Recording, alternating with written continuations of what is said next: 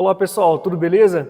Eu sou o Vinícius Campos, engenheiro eletricista aqui da Deutec Solar e vou trazer para vocês aqui os principais motivos de negativa de garantia para vocês, tá? Seja em relação à parte de inversores ou em relação aos módulos. Os principais casos que caem aqui para a gente no dia a dia. Vamos começar falando então em relação aos inversores. Os principais motivos de negativa de garantia no caso dos inversores. Cai bastante aqui pra gente, que a gente tem bastante dor de cabeça para acionar a garantia, tentar resolver ali para o integrador, mas muitas vezes a gente não consegue, tá? Não por esforço da Deutec, mas por conta de avaliação da fabricante.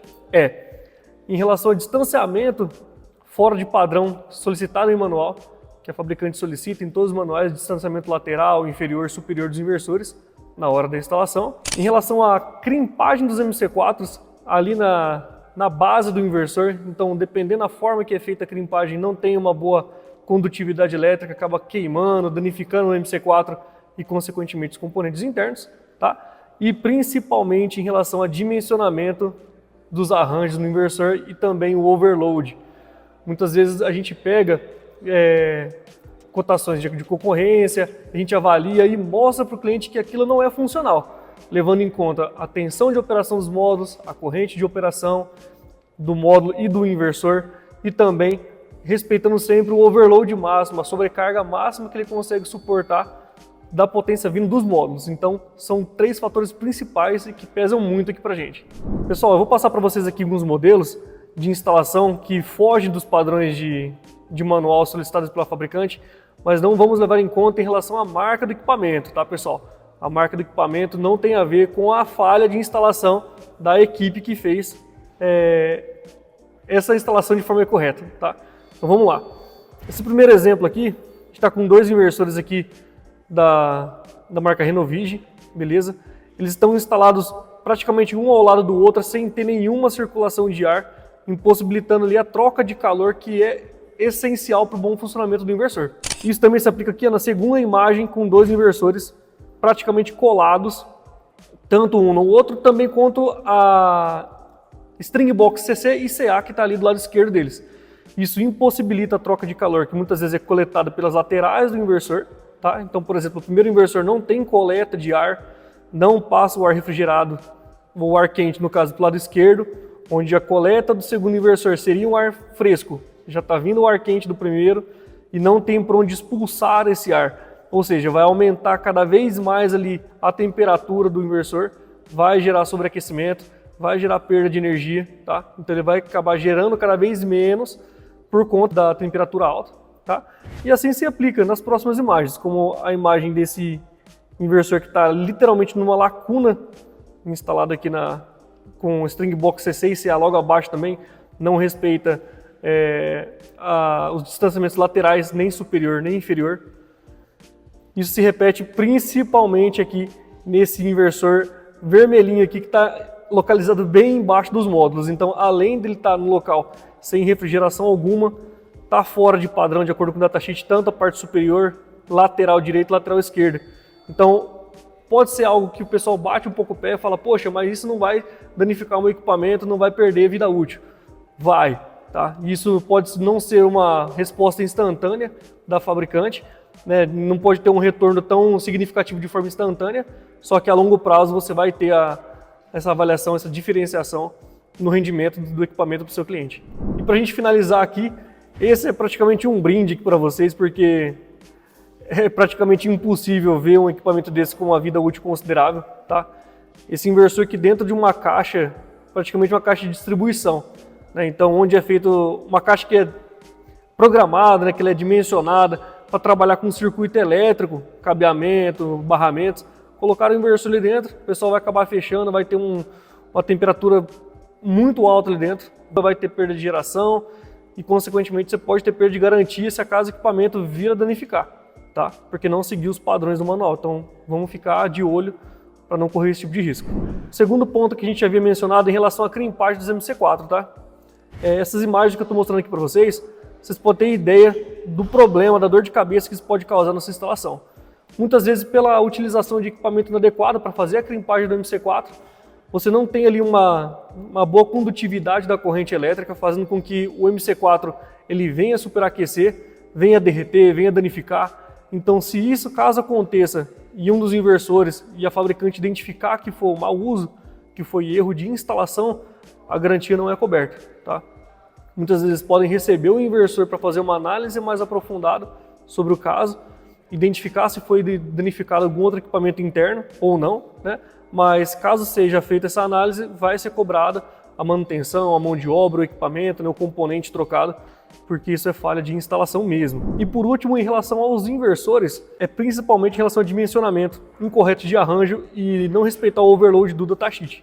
Essa foto aqui que eu estou mostrando para vocês é o caso de um inversor que não foi respeitado tanto o dimensionamento de corrente, tá? Que cada entrada, cada string suporta por MPT, né? E também o overload total, ou seja, esse inversor suportaria cerca de 13,5 A de corrente operacional, tá? E um overload de 9,8 kW-pico. O overload dele foi ultrapassado em mais de 200 watts, tá? E a corrente desses arranjos ultrapassou porque foi feito um paralelismo de forma incorreta aqui no inversor. Acabou danificando, perdeu a garantia, foi para análise. O pessoal tentou fazer recuperação da placa de potência dele, só que infelizmente não conseguiram. Então isso foi perca total mesmo, não teve o que fazer. E infelizmente o integrador, ali, o engenheiro responsável, vai ter que arcar com o custo de um novo. Agora falando em relação aos módulos, que é os dois pontos que eu havia comentado com vocês, os principais pontos, né? Que é o dimensionamento incorreto de string e também a instalação com pontos com sombreamentos, né, causando hotspot, corrente reversa. E também submeter o módulo a um esforço de flexão, colocando um peso sobre esse módulo. Então, nessa primeira imagem que a gente consegue ver que o módulo foi instalado literalmente embaixo de uma antena de televisão, uma antena de TV a cabo. Isso, a curto prazo, não vai ter problema, você não vai conseguir identificar um dano tão significativo na instalação. Só que com o tempo, esse módulo que vai gerando hotspot, vai derretendo literalmente a célula, vai tendo num acúmulo de temperatura muito alto e vai danificar o módulo, seja por cima, seja por baixo, sem contar na perda de geração que é extremamente alta. Né? No decorrer dos anos você vai ver que você vai praticamente matar a string toda do seu inversor por conta de uma instalação incorreta. E a mesma forma se aplica nesse caso abaixo, uma instalação de laje, só que não foi respeitado o caso do distanciamento mínimo entre a primeira fileira e a segunda, onde a primeira fileira vai estar sombreando a segunda fileira, vai estar causando também ali uma possível corrente reversa, um hotspot a longo prazo, vai ter perda de geração e inicialmente não vai sentir essa diferença toda, mas a longo prazo isso vai acontecer e se acaso for identificada uma falha de instalação, vai ser negada a garantia também no módulo, tá pessoal? E agora por último, que a gente acaba vendo bastante, apesar do grande tempo que a gente já tem trabalhando com o sistema fotovoltaico, é o pessoal insistir em caminhar, em fazer a limpeza, subindo em cima dos módulos fotovoltaicos. Pessoal, olha, isso nenhuma fabricante vai liberar a garantia. A olho nu, a gente não consegue ver muitas vezes o dano que isso causa nos módulos, só que isso, além de estragar a parte física externa ali mesmo, a parte visível também causa microfissuras nas células fotovoltaicas. Essas microfissuras, eles acabam degradando o módulo de forma mais rápida, acaba gerando ali uma perda de eficiência extremamente alta. E muitas vezes o pessoal vem perguntando, poxa, mas visualmente não tem nada com o meu módulo, tá tudo ok, tá tudo bonitinho. Só que muitas vezes o pessoal vai fazer o teste de flash para poder identificar se é uma possível fissura interna e ver que o módulo está todo quebrado. Então, se for fazer uma instalação onde tem várias sequências de módulos, né, tem uma string muito grande, faça pontos de acesso para você conseguir fazer a limpeza, conseguir fazer a manutenção futura. De forma alguma, seja na instalação, seja na limpeza, suba em cima dos módulos, não suba em cima dos frames do módulo. Muitas vezes o pessoal fala, poxa, mas o frame do módulo ali é resistente, é de alumínio, não vejo nenhum... Isso vai causar dano, não tem como a gente fugir disso. Pode não ser de forma imediata, pode não ser de forma instantânea, mas isso vai causar dano no seu equipamento. E se for identificado qualquer problema relacionado a um peso excessivo em cima do módulo fotovoltaico, vai perder garantia e isso a gente não vai conseguir reverter para vocês. Então a gente trouxe aqui alguns pontos bem importantes, muitas vezes é simplório, o pessoal está acostumado a ver esse tipo de instalação nas redes sociais e tudo mais, só que acabam não respeitando, acaba perdendo garantia, tendo prejuízo para a empresa, tendo uma dor de cabeça com o cliente, perdendo a confiabilidade no mercado, pelo fato de não seguir os padrões, não seguir as normas, não seguir o manual de instalação do equipamento. E isso pode trazer um transtorno gigantesco para sua empresa, para a sua reputação no mercado. Então é o seguinte, pessoal, vamos seguir o que a fabricante passa. Pessoal, essas foram algumas dicas aí para vocês, tá? Então curte o nosso vídeo, compartilha com todos os instaladores, todos os companheiros aí de profissão.